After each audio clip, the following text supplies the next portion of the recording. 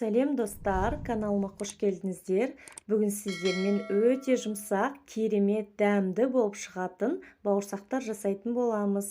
Ол үшін видеоны толықтай қараңыздар. Бізге керегі жылы су, жылы сүт, тұз, қант, дрожжи ашытқы, ерітілген май және ұн. Барлығын қосып, жақсылап араластырып, нан илейтін боламыз. Нанымызды жақсылап жұмсақ етіп илеп, бетін жауып, 1 сағатқа жылы жерге қоямыз. Міне біздің нанымыз көтерілді. Енді нанды қайта басып, тағы да 15-20 минутқа қоямыз. Мінекей нанымыз дайын болды. Енді жақсылап жазып, өзіңізге қажетті формада кесіп алып, бауырсақтарымыздың бетін жауып қоямыз.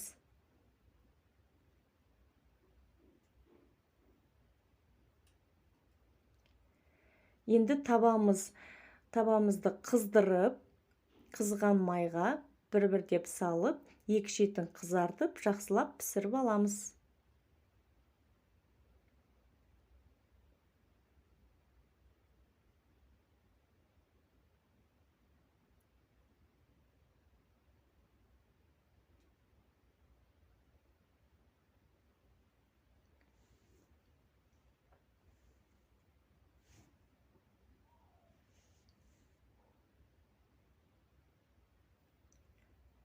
Міне достар, біздің бауырсақтарымыз дайын болды. Өте жұмсақ, әдемі, дәмді болып шықты. Жасалу жолы өте оңай. Міндетті түрде жасап көріңіздер. Видеоны қарағандарыңызға рахмет.